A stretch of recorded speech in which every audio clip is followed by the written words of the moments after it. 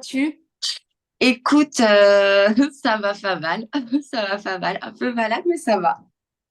Écoute, c'est le premier lancement de mon podcast, donc de mon projet Inside the Story. Je suis ravie en tout cas que tu fasses ça, Julie. Très bien. Quel a été le moment le plus marquant de ta carrière dans la presse? Ah, le moment le plus marquant de ma carrière. Oh, il y en a eu beaucoup, beaucoup, beaucoup. Celui qui t'a le plus touché. Le plus touché, j'avoue, c'est c'était un truc qui m'a beaucoup affectée humainement.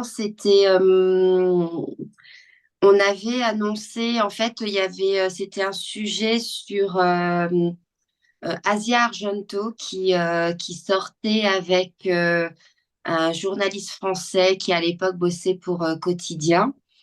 Et en fait, il y avait une exclue internationale c'était le Daily Mail qui avait l'exclu. Donc le Daily Mail sortait le jeudi, l'info, et nous, à l'époque, j'étais directrice de la rédaction de Public. On sortait le magazine avec la paparazzade le vendredi. Et en fait, chose qu'on ne savait pas, c'est que Asia Argento, qui avait une relation avec un chef cuisinier franco-américain depuis quelques années, n'avait pas rompu avec ce monsieur. Et quand l'info est sortie, le monsieur s'est donné la mort le vendredi soir. Enfin, Ah, le vendredi dans la journée. Et bon, je ne sais pas si c'est le fait qu'il ait vu public, hein, parce que l'exclu était sorti dans le Daily Mail, mais j'avoue que ça m'a énormément affectée. Qu'à ce moment-là, je me souviens très bien, j'avais fermé mon bureau à clé. ouais. Et j'étais restée pendant 1 heure où vraiment je m'étais mise à pleurer d'ailleurs parce que je me sentais coupable. Parce qu'en vrai, pour moi, si tu veux, elle était plus avec ce monsieur. Mm. Et puis bon, c'était un sujet comme un autre. Voilà, une nouvelle histoire d'amour, ça nous intéressait parce qu'elle était avec ce journaliste français qui est très connu et qui bosse sur Quotidien, qui voilà, aujourd'hui fait beaucoup sur l'écologie, etc. Mm. Et c'est vrai que du coup, d'apprendre la mort de ce monsieur, on se sent quand même responsable. Un petit peu. Même si, bon, c'est pas nous qui l'avons trompé, même si je pense qu'il a appris cette relation via la presse, via le Daily Mail. Mais même si voilà, c'est pas nous qui l'avons trompé, etc. On peut pas rester insensible à cela. Donc ça m'a Ouais. beaucoup, beaucoup. Ça a été un moment ouais, très pénible dans ma carrière. Bah, tu te dis, j'ai participé, mais ça a Ouais, joué. en fait, si tu veux, nous, enfin, quand je faisais, parce que c'est vrai que je fais plus trop de presse people, hein, maintenant, enfin, c'est même pour moi un peu fini tout ça. Mais c'est vrai qu'à l'époque, moi, après 20 ans, on traite un peu les sujets de façon automatique. Bon, sur certains sujets, on se pose quand même des questions parce qu'on se met quand même des barrières et on va pas sur tous les sujets qu'on a entre les mains. Mais par exemple, moi à l'époque, il y avait, par exemple, j'annonçais pas de grossesse avant le cap des 3 mois. On parlait pas d'adultère quand on savait la personne mariée avec des enfants, etc. Enfin, il y avait des limites. Mais Ouais, c'est vous avez vrai des que limites. voilà, si tu veux, pour nous, on est plus, à force de faire ça, en fait, quand tu réfléchis avec tes chefs de service, tes journalistes en conférence de rédaction, c'est plus est-ce que le sujet va se vendre ou pas se vendre, en fait? Est-ce qu'il intéresse ou pas les gens? Tu es vraiment là-dedans, tu sais, comme si tout était déshumanisé. C'est ça. T'as moins Et ce côté humain à te dire, bon, est-ce que ce que je sors, c'est voilà, est-ce que une ça va bombe? avoir forcément un impact, sachant que bon, il y a quand même beaucoup de people qui jouent avec ça non plus, hein, on va pas, C'est ça. Oui. ça reste quand même assez rare, mais c'est vrai que voilà, on est plus dans ah, la photo elle est bonne, la photo elle est pas Mm. bonne, l'info elle est bonne, et donc on oublie ce côté-là.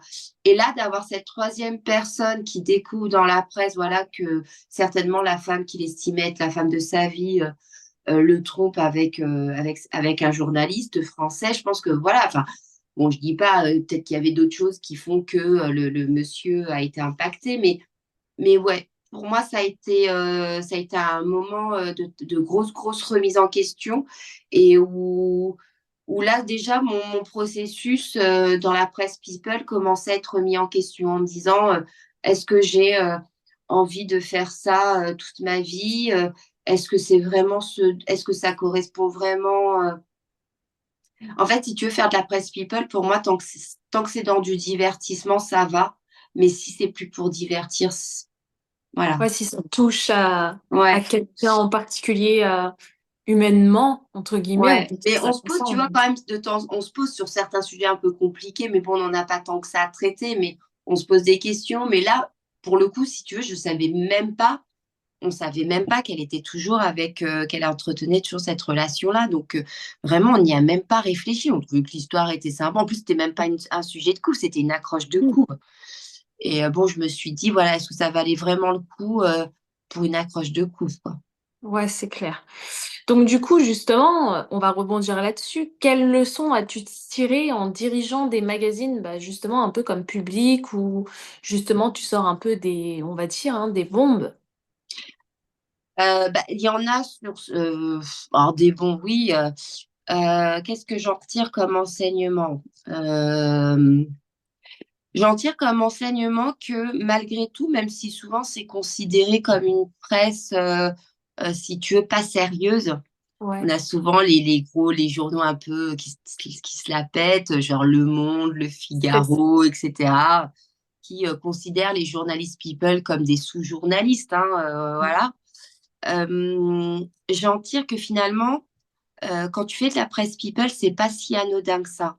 C'est-à-dire que tu participes quand même à quelque chose qui peut aider dans les débats sociaux, politiques, d'autant plus que depuis que Closer, il y a une dizaine d'années, a commencé à faire du politique. Alors, il y avait Paris Match qui en faisait un petit peu, mais c'est vrai que Paris Match, ils ont cette carte à la fois people, mais aussi un magazine d'information, alors qu'ils font quand même énormément de people, hein. Toutes leurs couves sont people quasiment. Exactement, oui. Mais c'est vrai que ça a une influence. Et à partir du moment où tu n'es plus juste sur la star, bon, elle est en couple là-dessus, elle est en couple avec machin, la star, elle est enceinte, oh, la star, enfin, tu vois, ce genre de choses. Bon, quand même, et surtout quand tu fais du politique, tu participes au débat et tu peux plus traiter les sujets comme tu le fais avec une star lambda, quoi. Voilà. Non, ça c'est Et, clair. et ça m'a, alors, et après, voilà, tu vois, par exemple, quelqu'un comme François Hollande, quand, par exemple, le Magazine Closer avait sorti l'histoire avec Julie Gaillet. Mm. Bon, bah, on a bien vu d'ailleurs quel impact ça avait, hein, parce que même la presse dite sérieuse s'est mise sur le dossier et ça, pendant 3 mois, on n'a entendu parler que de ça. C'est Donc, clair. ça aussi, d'ailleurs, c'est une espèce d'hypocrisie de cette presse qui est assez prétentieuse. Mais voilà, moi, à partir de ce moment-là, je ne vois plus les choses de la même façon. Bah d'ailleurs, c'est pour ça que tu as un petit peu changé, on va dire, entre guillemets.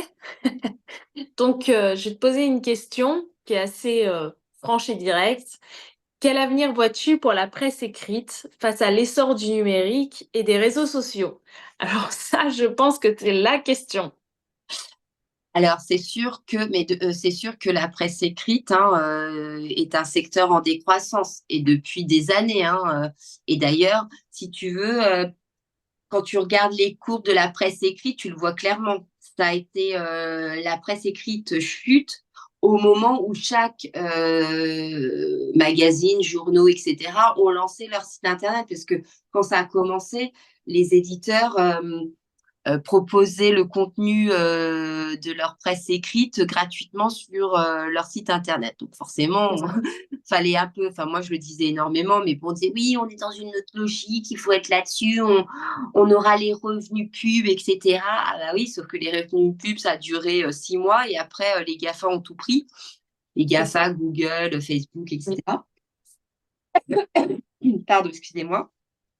Et donc, voilà, non, clairement, on est sur un secteur en décroissance, hein. La presse magazine, c'est moins 15% chaque année. Donc, t'imagines, au bout d'un moment, voilà.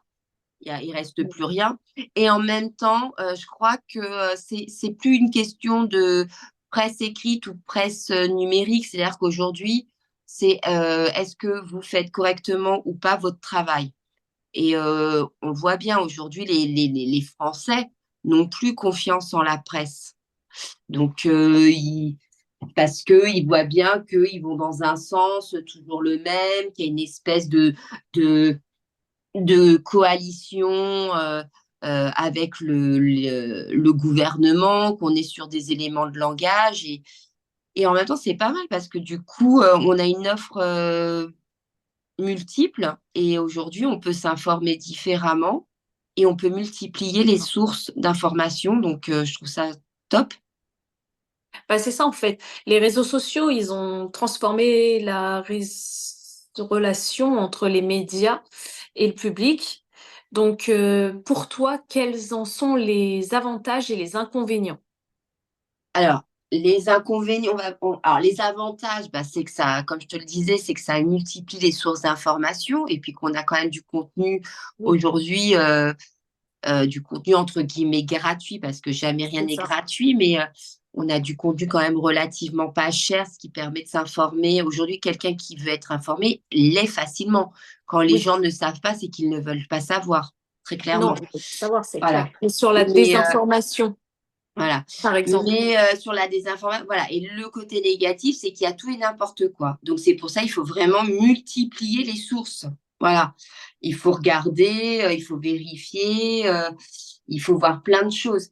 Et puis aussi, moi, l'autre aspect négatif que j'y vois, c'est notamment tout ce qui se dit, où il y a beaucoup maintenant de médias indépendants, de médias qui se disent indépendants. Attention, aucun média n'est indépendant. Vous avez des journalistes citoyens, un peu comme moi aujourd'hui, voilà, qui informons via nos réseaux sociaux. Bon, c'est pas ce qui te fait vivre, hein, on va pas se mentir, mais ça rapporte rien, on va être, voilà, mais bon, c'est pas grave, hein, moi c'est un choix. Mais tout ce qui est, voilà, les médias enfin, je sais pas, des trucs comme Bref de Presse, 442, euh, TV Liberté, GPTV, enfin tous ces trucs-là, Ouais. euh, sont des médias qui sont pas forcément indépendants, alors qui on donne l'impression de donner la parole à tout le monde, ce qui est Mhm. vrai, en tout cas à des gens qui ne sont pas sur le mainstream, donc pour ça c'est bien, mais comme ils sont toujours dépendants de ceux qui les payent, à savoir les souscripteurs, puisque c'est souvent des médias qui sont financés par les gens qui les regardent, il Oui, c'est faut ça. que le contenu corresponde à ce que les gens attendent d'eux. Et donc finalement, on se retrouve au, euh, à faire exactement comme le mainstream parce qu'on ne peut pas être dans la contradiction et dans le débat. Dès que vous allez sur des médias comme ça et que vous vous retrouvez face à des gens qui sont, pour les gens qui regardent ces médias-là, des stars, entre guillemets, et que vous allez, pas forcément dans leur sens, ou vous allez leur poser des questions qui piquent un peu, et ben vous allez être descendu dans les commentaires. Et finalement, bah, le média qui vous a invité, vous invitera pas forcément, vous invitera pas pendant la campagne de collecte des dons, vous voyez ce genre de choses. Donc finalement, on risque de, en fait, on tombe dans le même piège que dans le mainstream. Donc ça, c'est un peu dommage. Moi, ce que j'aimerais, et c'est aussi, mais ça passe par une éducation des gens qui regardent, c'est euh, d'accepter la contradiction et le débat. Pour moi, ce qui est important en démocratie, c'est le débat.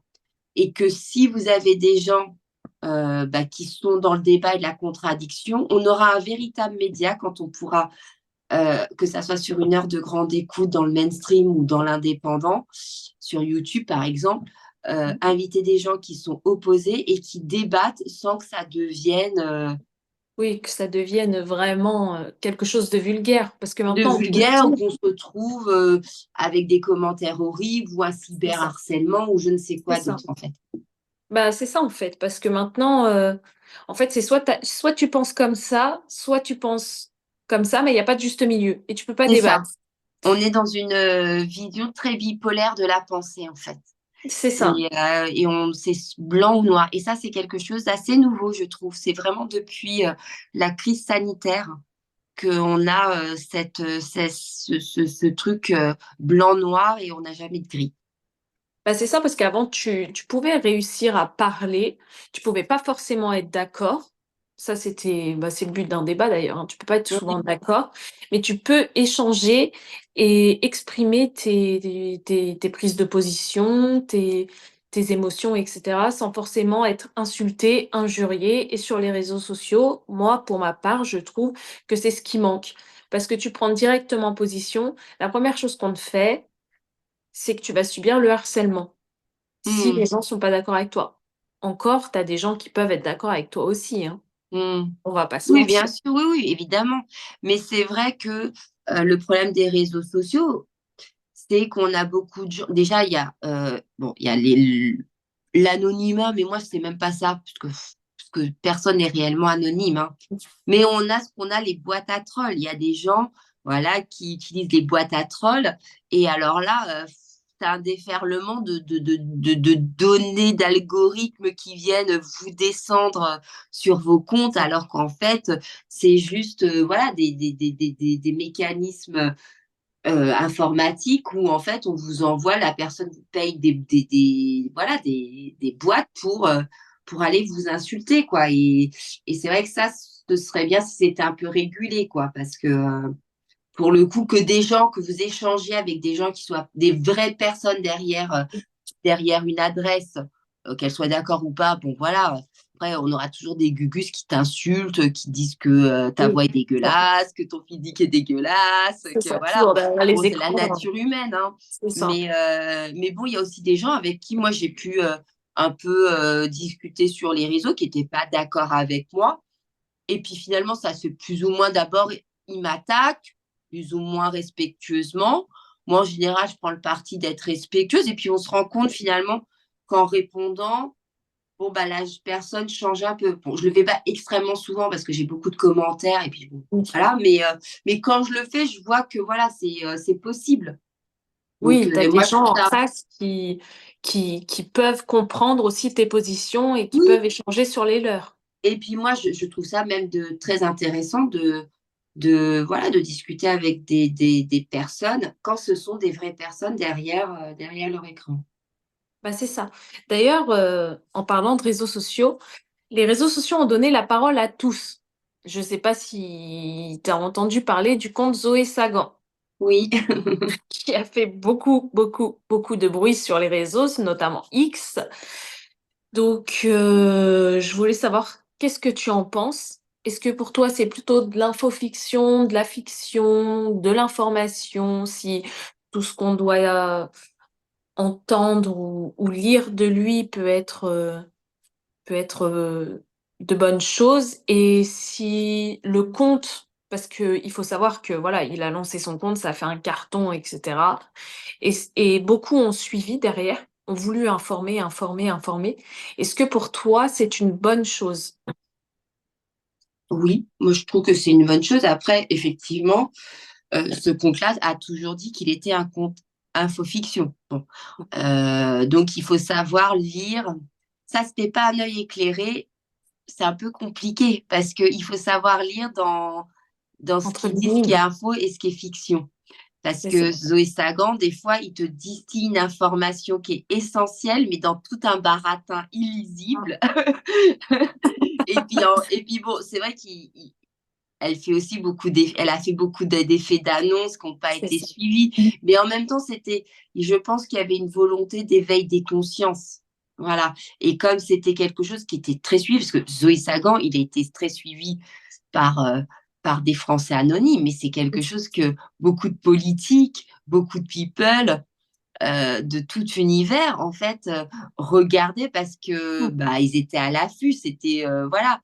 Après, oui, il y a des choses sur lesquelles peut-être Zoé s'est plantée, mais il y a eu des choses sur lesquelles elle ne s'est pas plantée du tout, et tu en es la preuve vivante. Donc, non, moi, je crois que voilà, il faut aussi faire preuve d'intelligence. Faut pas non plus tout gober comme ça. Oui, à la lettre, au Voilà, mot. faut avoir son libre arbitre. moi, voilà, ça m'est arrivé de voir des trucs et de me dire, oh là, non, c'est too much. Mais bon, il y avait des trucs que moi-même, je confirmais. Donc Oui, voilà, c'était un... j'ai trouvé que c'était assez courageux parce que en plus enfin, de faire ça, s'étant attaqué à des gens qui comptent et très importants, c'est pas anodin. Alors souvent, les gens disent oui, nanana, mais quand vous avez des menaces, quand on s'attaque à vos comptes en banque, quand on s'attaque à votre vie personnelle, etc. Bon, ben, Oui, il c'est y a un risque compliqué, hein. derrière. Vous êtes tout seul au final, hein, derrière votre ordinateur quand vous écrivez, hein. Donc, C'est ça. C'est pas anodin et finalement, de toute façon, Zoé Sagan, c'était un peu le concept nouveau où justement, il mélangeait infofiction et entre guillemets, réalité. bah après, c'était très malin aussi, C'est parce que ça. quand vous mélangez infofiction, quand on vous attaque d'un point de vue juridique, c'est quelque chose que vous pouvez utiliser pour votre défense. On dire, non, ça c'était de la C'est ça. fiction. D'ailleurs, moi-même, je dis que c'est de l'infofiction. Donc voilà, juridiquement, c'est quand même plus simple pour se défendre quand vous êtes attaqué pour diffamation ou atteinte à la vie privée, etc. C'est pour ça que moi, par exemple, sur mes réseaux, je peux pas non plus dire tout ce que je sais, etc. Parce que la loi en France est assez compliquée. Si vous voulez, le journaliste aujourd'hui en France n'a qu'une valeur sûre, c'est la protection des sources. C'est la De par protection la des sources. carte des journalistes, c'est ça, hein. Ouais, quand vous avez la carte des journalistes, vous avez C'est la ça. protection des sources. D'ailleurs, protection des sources que l'Union européenne a voulu remettre en question l'année dernière. Bon, heureusement que c'est pas passé, mais bon, pour combien de temps, je ne sais pas. Donc voilà, mais si vous voulez, vous pouvez, même si vous avez raison, etc., à partir du moment où vous avez fait une atteinte à la vie privée ou à droit à l'image, ben, vous êtes attaquable, même si vous avez raison, à moins que votre propos ne serve l'intérêt public. Mais bon, ça, il faut le prouver. Vous Mais avez le la problème, partie adverse qui va vous dire que non, qui va dire à quel point cette info a mis mal son client, etc. Donc, c'est très compliqué. Il faut avoir les épaules ensuite pour financer les procès. Parce que oui, même c'est si ça, vous ça a un gagnez, coût. vous avez quand même des coûts juridiques. Si vous êtes, Ça- ça, si ouais. vous êtes voilà, attaqué et que vous perdez, bah, vous avez aussi des coûts juridiques. Enfin, voilà, c'est pas évident. C'est pas une partie de plaisir. Non. D'ailleurs, toi, Myriam, comment gères-tu la pression, le cyberharcèlement dont tu peux être victime suite à tes prises de position sur les réseaux sociaux, sur certains médias, comme tu as fait, touche pas à mon poste, où tu te présentes, tu as des positions bien tranchées et tu te bats pour ça. Quelle, euh, Comment gères-tu la pression? Sincèrement, ça dépend.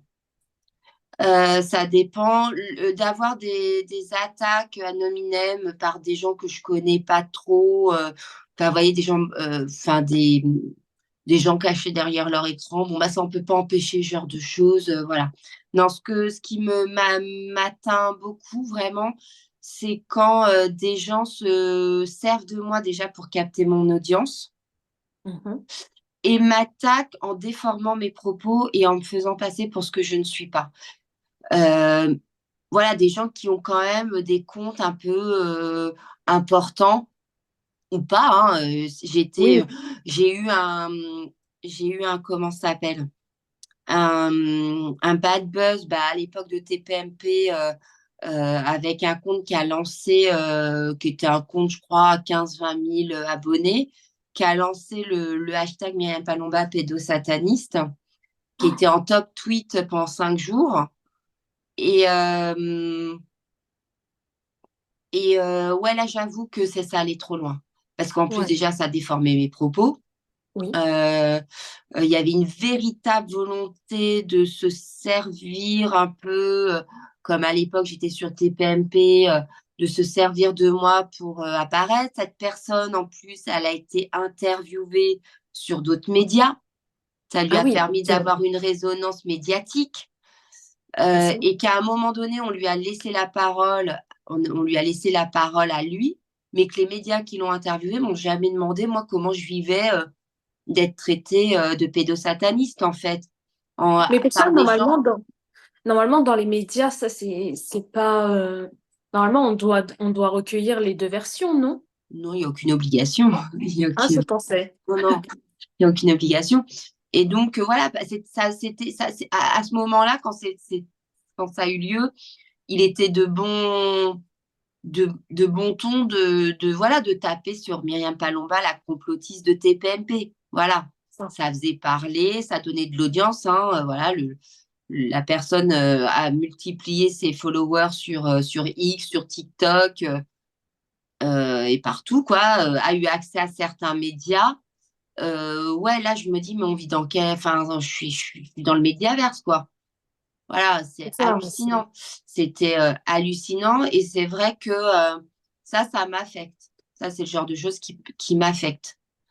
Parce que ça prend une on ampleur. peut pas, et puis surtout, on peut pas se battre de façon loyale. C'est-à-dire que quand vous êtes en débat face à une personne, bah il avance ses arguments, vous avancez les vôtres, voilà, vous êtes dans un débat. Aussi, où le peut-il arriver, peut-il être parfois, vous êtes face à face, vous savez vous défendre, tant mieux, vous savez pas vous défendre, bon bah voilà, fallait préparer Oui, votre dossier. Mais là, si vous voulez, c'est très pervers. C'est-à-dire que moi, je connais pas cette personne, elle utilise trois mots que j'ai utilisés pendant un truc, et elle fait tout un buzz là-dessus. Et oui, c'est ça. après, bah, moi, je me retrouve en fait harcelée sans pouvoir en fait avoir le moyen de me défendre. Et en C'est plus, ça. en parallèle, je vois que cette personne a un écho euh, médiatique chez des gens qui voilà, profitent de ça, puisqu'en plus, ça tombait à un moment où c'était dans la continuité de mon combat pendant la crise sanitaire, où on m'avait Oui, c'est ça. catalogué Oui. complotiste, alors que pendant la crise sanitaire, je n'ai juste enfin, je pensais qu'en France, en démocratie soi-disant, on pouvait remettre en question des mesures qui semblaient complètement absurdes. On pouvait parler d'un pseudo-médicament et de ses effets indésirables. Là, on n'était pas là au premier scandale sanitaire. Voilà. Donc, je pensais qu'on pouvait le faire parce que ça existe malheureusement. Hein. Aujourd'hui, on le voit bien. Oui. Et je pensais que voilà, on pouvait défendre des libertés et pas être que dans un narratif complètement Ouais. buté et que vous Bloqué, pouvez ouais. changer. Et donc voilà, et une fois qu'on vous a catalogué suite à ça, complotiste, journaliste, folding, moi j'ai d'anciens confrères qui pensent que j'ai complètement vrillé. Mm. Non, j'ai pas vrillé, quoi. Voilà. T'as Et le que droit d'avoir après, tes du coup, une fois que positions. on vous a fait cette image et que vous avez un type qui vient, parce que vous avez dit deux mots dans une émission, vient se faire un bad buzz sur votre dos en utilisant des trucs qui sont quand même juste immondes et que vous recevez des notifications par centaines et qu'en plus, si vous voulez, ça ne fait que renforcer l'image qu'on veut me mettre sur moi. Et en fait, là, vous vous dites, mais en fait, ils veulent me détruire. C'est-à-dire que là, vous dites professionnellement, surtout quand des médias du mainstream l'interviewent, vous dites clairement, je fais partie des gens à abattre. On veut me détruire socialement et professionnellement. Vous pouvez pas, même si vous avez le dos large, une certaine expérience, etc., vous pouvez pas être insensible. Non, tu peux pas. Tu as le côté humain quand même à côté, quoi. C'est pas, Bah, tu surtout quand t'attaques pas à des c'est robots, quoi. Oui, et puis c'est un acharnement, vous voyez, quand tu vois, quand c'est un truc qui t'arrive, bon, une fois, voilà, mais quand tu restes 5 jours en TT Oui, là, c'est. avec ça, et qu'en plus, toute ta carrière, on te sort ce truc-là. C'est-à-dire que moi, j'ai eu un député à l'Assemblée nationale qui a parlé de ça, évidemment, dans des termes peu élogieux. J'ai été vilipendée pendant les auditions de Cyril Hanouna, j'ai été vilipendée par la commission. Quand je me suis présentée aux élections européennes, on m'a ressorti ce truc-là. Ah oui, Le donc. but était de détruire ma carrière et de me faire passer après avoir, enfin, de renforcer l'image que j'étais une petite complotiste d'extrême droite, antisémite, complètement frappadingue. Et du coup, là, on nie carrément votre identité professionnelle. C'est Voilà. incroyable. D'ailleurs, parce que il y a quand même un deuxième frein, c'est que tu es une femme. Quel obstacle as-tu pu rencontrer dans les médias en tant que femme? Alors alors tu as vraiment raison de poser cette question. C'est énorme. C'est-à-dire très clairement, euh, quand tu es une femme, tu dois être jolie, tu vois, Hein. sous tout rapport, très calme, parler posément, tu vois, comme ça. Parce que si Mhm. tu es une nana comme moi, un peu garçon manqué, tu passes pour une hystérique, qui rentre dedans, etc. Tu Ouais. passes pour une hystérique, voilà, ou pour une folle dingue, etc. Alors qu'un homme, quand il s'énerve, Mais c'est normal. ouais, c'est un mec viril, Mm. tu vois. Et puis, on va pas te parler de la même façon. Tu vois, souvent, ça va être non, mais de toute façon, vous vous racontez n'importe quoi. Vous êtes qu'une gogole. Mm. Vous voyez, tu vois, c'est vraiment ça. C'est là, je me souviens, l'un des derniers débats que j'ai fait, le gars, je lui dis un truc que d'ailleurs, tous les confrères qui étaient avec moi autour de la table pensaient exactement la même chose que moi, sauf que c'est moi qui l'ai dit.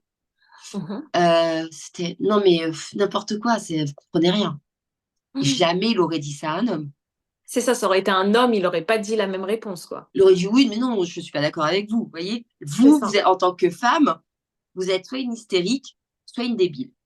Voilà. Ouais, Si vous... donc il y a quand même un. Ah ouais, ouais. Et ça, je l'ai rencontré régulièrement. Ouais. Tu l'as rencontré régulièrement. Et aujourd'hui, est-ce que tu as observé, je parle en 2024, par rapport à tout ce qui a pu se produire, MeToo Média, la Fondation des femmes, etc., qui militent pour le droit des femmes, est-ce que tu as pu observer des changements dans le monde des médias en particulier? Alors, tu sais, ça va être compliqué pour moi de te répondre parce que là, ça fait quand même quelques années maintenant, 3 ans enfin 2 ans, je suis plus vraiment dans le mainstream. Non, je crois qu'au fond, ça n'a rien changé vraiment. On va pas se Ça n'a pas mentir. changé. Ouais. Non. Donc pour toi, être une femme dans les médias, ça reste quand même un petit frein.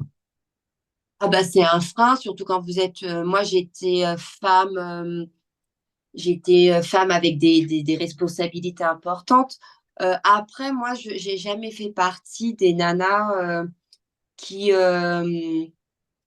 si tu veux, moi, je me suis toujours dit, si je veux prétendre à un poste d'homme, euh, pas que je me comporte comme un homme, parce que bon, c'est quand même compliqué, mais Oui. je vais jamais faire passer, tu vois, que ça soit les grossesses, euh, Oui. toutes les choses qui sont inhérentes aux femmes, ça n'arrivera, ou aller chercher ses enfants à l'école, ou je sais pas, tu vois, moi, des choses comme ça, quand j'avais un poste à responsabilité, jamais j'ai dit, voilà, moi, j'étais comme un homme, je C'est restais au ça. bureau. Donc voilà, parce que pour moi, c'est aussi la force du travail qui compte énormément.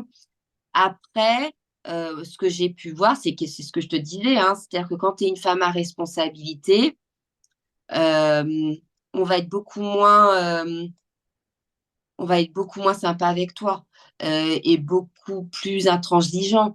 C'est-à-dire que voilà, comme je te disais tout à l'heure, un manager au même poste que moi va piquer entre guillemets une gueulante, mais en tout cas va montrer, pas une gueulante, mais en tout cas va montrer qu'il n'est pas content et que ça suffit. Bon, ce sera quelqu'un qui a de l'autorité, voilà, du charisme.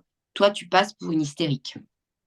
Voilà. Et quelqu'un que tu vas diriger, admettons un homme que tu vas diriger, est-ce que lui, il va accepter, dans le monde des médias, je parle, qu'une femme puisse lui donner, entre guillemets, des directives?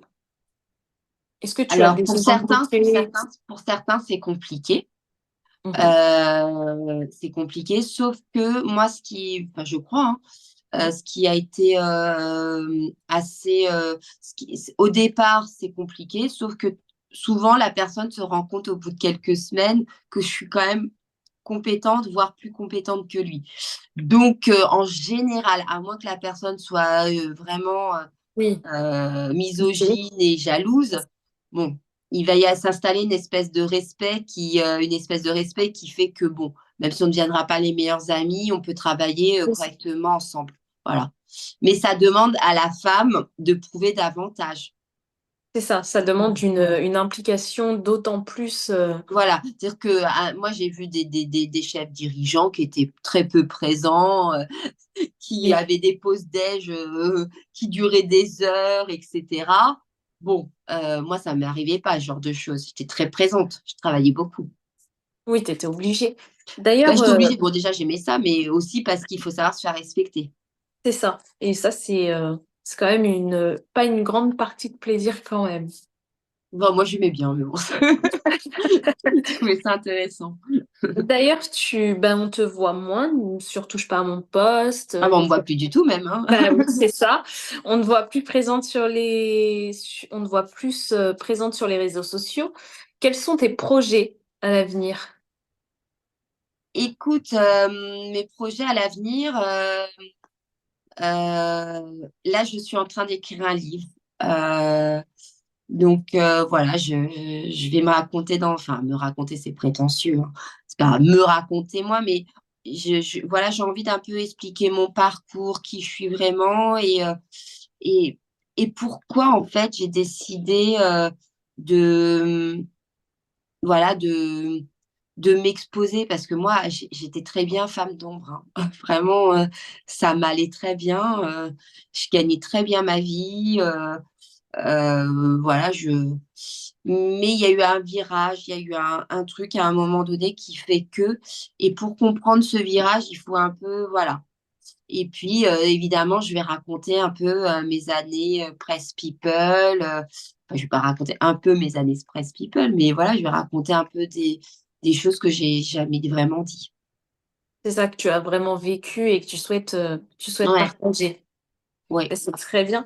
Quel conseil donnerais-tu à quelqu'un qui, euh, qui souhaite lancer son média indépendant, pas de, comment dirais-je, pas de manière formelle? Pas de manière formelle, ben non, mais il faut se lancer, c'est tout.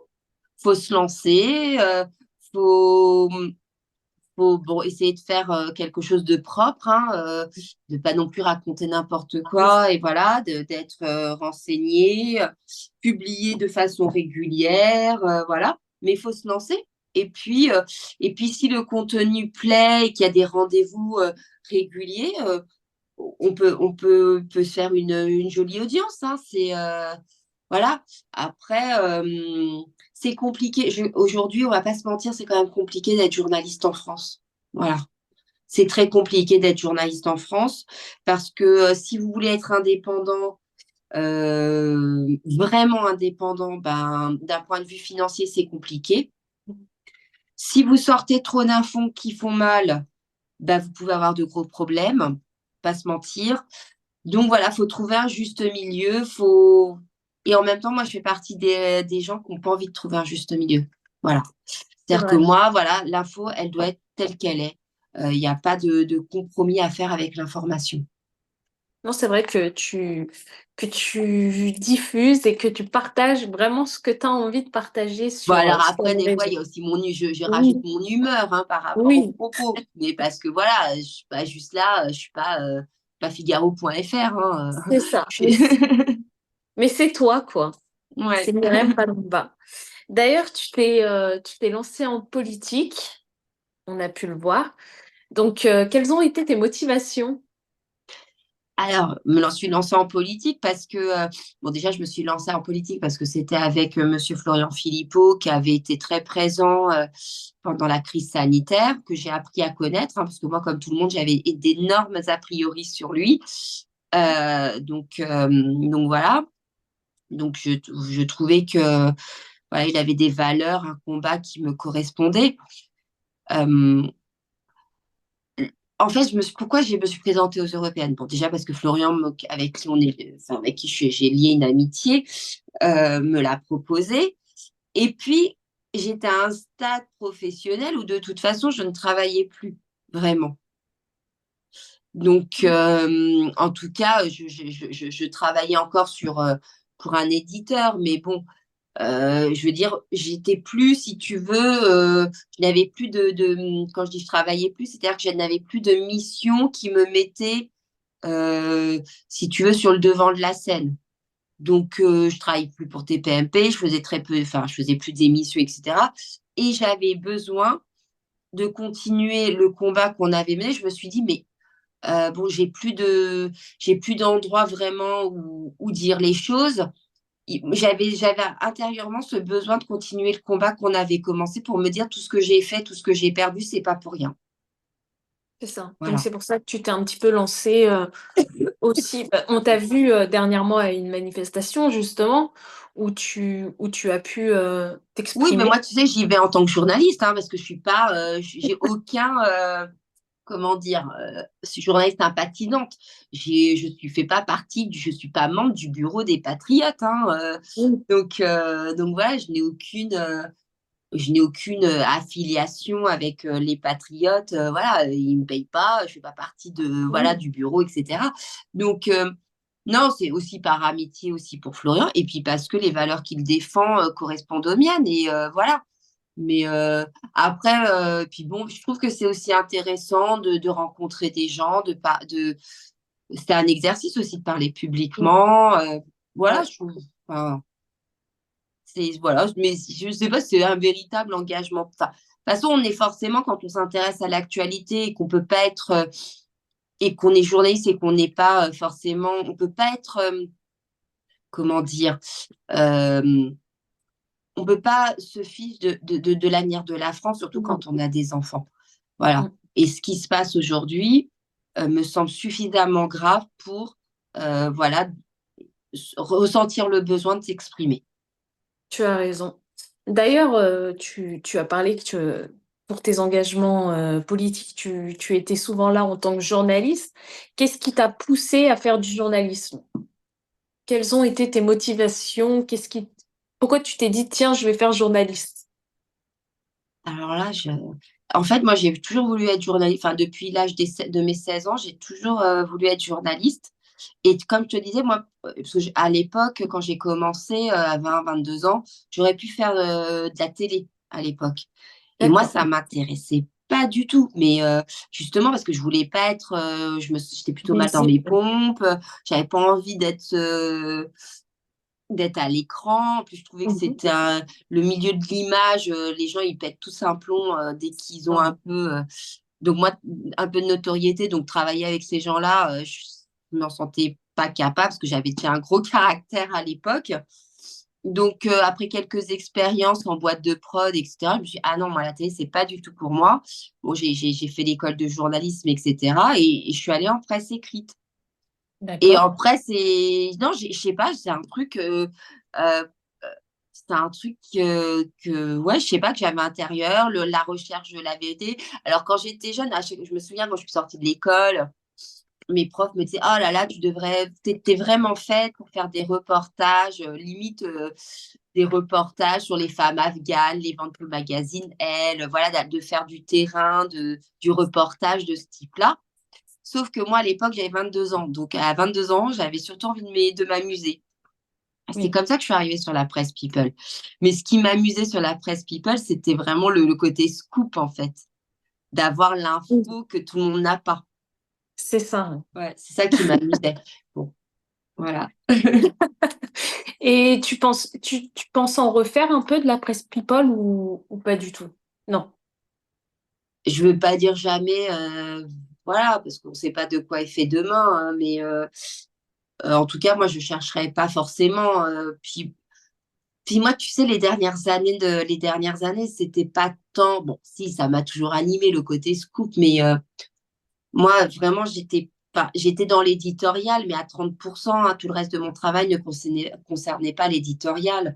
Donc, non, moi, ce qui je trouve intéressant quand tu fais de la presse aujourd'hui, bon, il y a l'info, c'est sûr, mais bon, moi, le poste que j'avais, c'était aussi la gestion de journalistes, les budgets, les machins. Donc, voilà, il y avait un côté. Oui, il y avait du gros Ouais, travail. Ouais, C'est ça. moi j'ai un peu fait, franchement, là, je te cache pas que j'ai un peu fait le tour. Si c'est juste pour sortir du scoop sur de la star, ça m'intéresse pas. D'accord. D'ailleurs, on parlait de Touche pas à mon poste où tu n'es plus présente, en ce moment. Est-ce que, tes prises de position, ton engagement, personnel a pu justement avoir un impact, sur ce que tu faisais professionnellement? Certainement, mais j'étais arrivée à la fin d'un cycle, donc les choses ont bien coïncidé. Et oui, tu te voyais faire autre chose? À ce moment-là, pas forcément, mais je crois que les choses n'arrivent jamais. Je crois que quand on fait les choses comme je les ai faites, et on les fait aussi, même si on se le dit pas consciemment, je pense qu'inconsciemment, on sait où on va. Et puis, euh, et puis finalement, j'avais fait le tour des choses. Et donc non, oui, c'est sans regret. Sans regret. C'est sans regret et ce n'est pas non plus une mauvaise expérience parce que beaucoup peuvent dire sur les réseaux, on a vu de tout, que ça pouvait être une mauvaise expérience pour toi. Ce n'est pas non plus une mauvaise expérience. Tu as pu t'exprimer face à des gens qui ont pu être aussi. Bon, c'était le prisme de la télé, mais c'est pas non plus une mauvaise expérience. C'est quelque chose De qui, quoi? voilà. D'avoir participé à TPMP? Oui, Ah non, non, non, c'était une super expérience. Ah non, non, non, alors ça, parce vraiment, que moi, sur les j'ai... réseaux, on peut voir de tout, justement, que Ah c'était non, une non, non, mauvaise moi, expérience. j'ai kiffé. Non, non, enfin, kiffé. Ouais, ça, Oui, oui. c'est pas non Là, plus. je m'emballe peut-être un peu trop. Mais non, non, non, non, non, non, C'est c'était une pas une super, mauvaise expérience. non, c'était une super expérience, rétrospectivement, même si sur le moment, je me dis que j'aurais peut-être pu faire les choses un peu différemment, que j'ai fait des erreurs aussi, hein, peut-être sur la forme. Mais si tu veux, moi, au moment où j'ai fait ça, je me suis pas, contrairement à certains qui sont venus parler des mêmes choses que moi, je me suis jamais posé la question de l'image, C'est vrai. tu vois, ce genre de choses. J'ai fait ce que j'estimais être juste à faire, en fait. Je me suis Ça, pas posé de questions. C'est-à-dire que c'était intérieur à moi. Il n'y avait pas moyen de faire autrement. Et j'y suis allée avec toutes mes tripes. Peut-être un peu trop, d'ailleurs. oui, mais c'était toi. C'était, Voilà. tu t'essayais Oui, mais pas de les donner gens, une j'ai quand image. même oublié qu'on était dans une émission. Moi, je me suis crue au bistrot d'à côté, si tu veux. J'ai un peu oublié que c'était une émission qui était regardée quand même par mal de gens, voilà, et que voilà, moi, ouais, je sais pas, il fallait, si tu veux, il fallait que ça sorte. C'est Je ça. regrette peut-être parfois d'avoir sorti les choses un peu aussi brutalement, ou même d'avoir pu laisser aux gens qui m'attaquaient le sentiment que ça pouvait m'affecter. Oui, Ouais. cette petite partie-là. Mais bon, cela dit, bon, bah, on fait les choses comme on les fait. Voilà. C'est ça. J'ai pas Parvenir de en arrière. regrets et c'est comme ça. Voilà, c'est tout. C'est sûr que moi, j'étais pas à la base, je suis pas. Ouais, à ce moment-là, en tout cas, c'est pas que je suis pas une femme d'image parce que je travaille dans la presse depuis 25 ans. Donc oui, si. Mais si tu veux, sur ce sujet-là, c'était pour moi impossible. Je le vivais tellement mal, c'était impossible de penser, quand je m'exprimais là-dessus, de penser, oui, sois calme, sois intelligente, montre-toi sous ton meilleur jour. Non, c'était impossible, Oui, impossible. tu pensais pas à l'image avant tout, tu pensais Non, à ce que tu voulais dire, ce que tu voulais voilà, je me disais exprimer. là, faut réveiller les gens. Là, ce qui se passe, c'est hyper grave. Là, ce qu'ils font à nos gosses, c'est hyper grave. On peut pas. Là, on y va. On est en mode combat. Tant pis si on se prend des coups, il faut en donner. Il faut que C'est les gens ça. comprennent pas. C'est ça. Peu Voilà, importe, peu voilà, quel importe que soit le prix l'âge. à payer. C'est ça.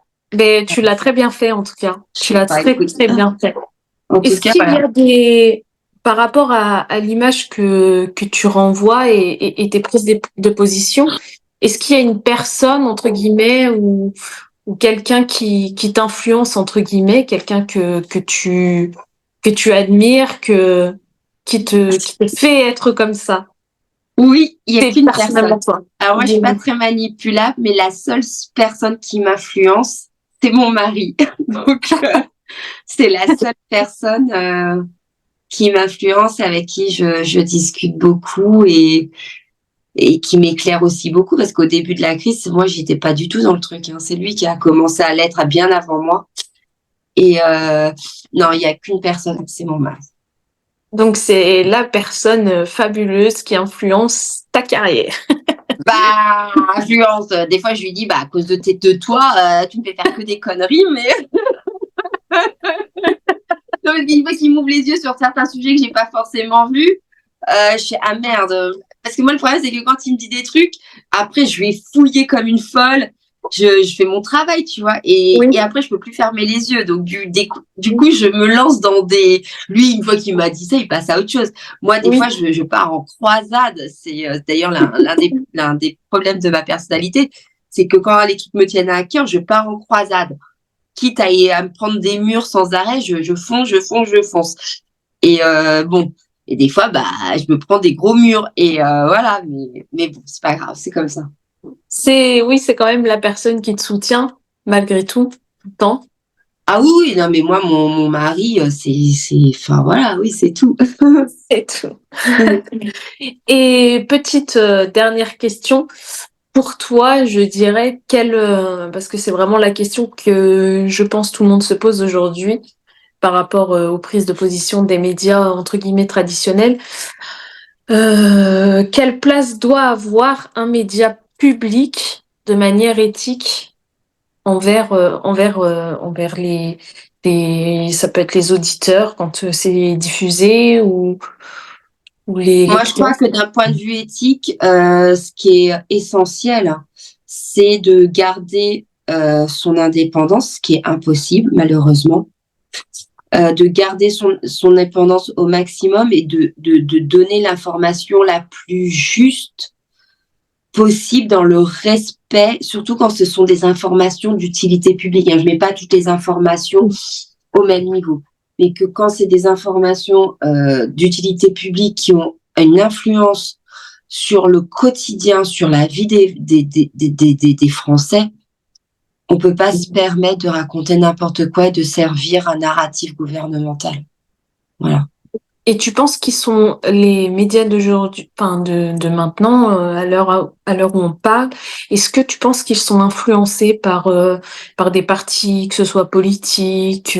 Évidemment, de toute façon, évidemment, il y a eu, je me souviens, il y a 2 ans, enfin je sais plus trop, il y a pas si longtemps que ça, on avait vu que Emmanuel Macron avait reçu un certain nombre de journalistes politiques, hein, notamment Madame Saint-Cry, qui est directrice de l'information politique, je crois, sur le service public. Enfin bref, il y avait pas qu'elle, il y en avait d'autres, pour leur donner des éléments de langage.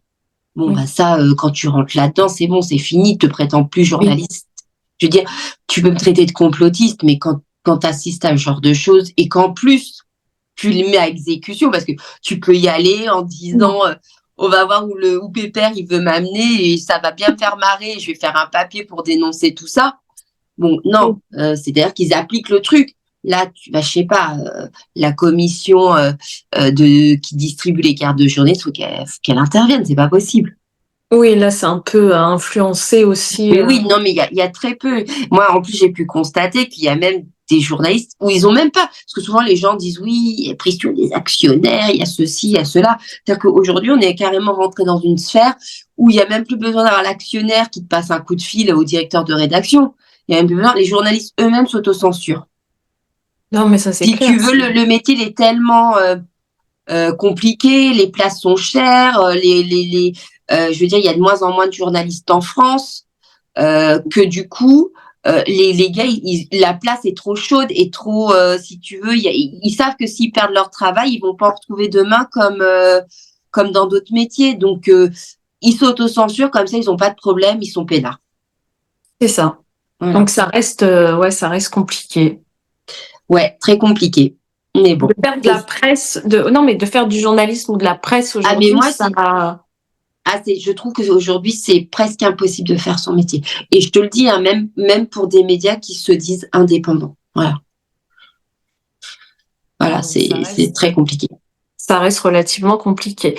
Est-ce que, pour clôturer cet épisode, tu as un message quelconque ou quelque chose à dire qui te tient à cœur et Moi, ce que je dis, c'est que voilà, gardez votre libre arbitre, multipliez les sources d'information et que surtout, il ne faut jamais éviter le débat, car pour moi, le débat est vraiment le, le ciment de la démocratie. Sans débat, il n'y a pas de démocratie. Exactement, je suis totalement d'accord avec toi. Et ben, je te remercie pour Merci à toi, Julie. mon premier lancement de podcast. Donc, tu as été la première J'en à suis très venir. fière. Moi aussi, j'en suis très fière. Je te remercie. Merci à Et toi. je te souhaite une bonne journée. Moi aussi, toi aussi, Julie, et à tes auditeurs également. Gros bisous. Bisous.